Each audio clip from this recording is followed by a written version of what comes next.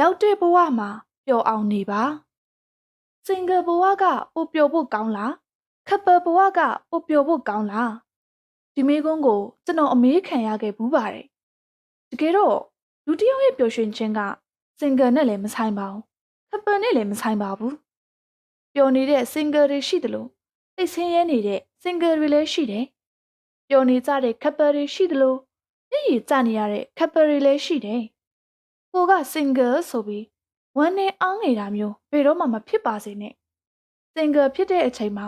စင်ဂယ်ဘဝရဲ့အရသာကိုအပြည့်အဝခံစားပါမိမိဘဝလေးကိုချစ်ပါတန်မိုးထားပါခပ်ပယ်ဖြစ်သွားတဲ့အချိန်ကျရင်လေချစ်သူတစ်ယောက်အနေနဲ့တာဝန်ကျေပွန်ပါ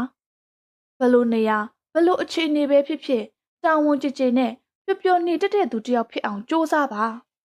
လောကဒဏ်တရားဟာအချိန်မရွေးသင့်စီအလဲလာတတ်ပါတယ်မိမိကပြစ်တိုင်းထောင်လို့ဘယ်နေရာပဲပြုတ်ကျပြန်ထနိုင်တဲ့သူဖြစ်နေမှတော်ရကြမှာဖြစ်ပါတယ်စင်ကာပူဟာဆိုရင်မိမိကိုချစ်ပါချစ်သူမရှိတာအားငယ်စရာလုံးဝမဟုတ်ပါဘူးတင့်ကိုပျော်အောင်ဘယ်သူမှလုပ်ပေးလို့မရပါဘူးတင့်ကိုပျော်စေတာတင့်စိတ်ပဲဖြစ်ပါတယ်မိမိရဲ့စိတ်ကိုမိမိဘာသာပြောင်းလဲယူရမှာဖြစ်ပါတယ်ချစ်သူမရှိသေးရင်မိမိရဲ့ဘဝကိုရည်မှန်းချက်နဲ့ချီနှောင်ပါရည်မှန်းချက်ကိုချစ်ပါဘဝကိုပျော်ပျော်ရွှင်ရွှင်နဲ့နေထိုင်ပါ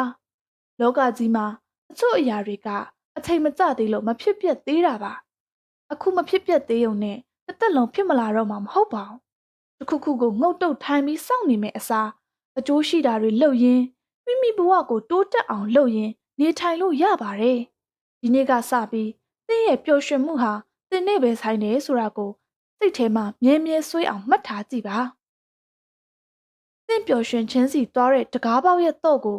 အခြားတစ်ယောက်ရဲ့အိတ်ကတ်ထဲမထိမိပါစေနဲ့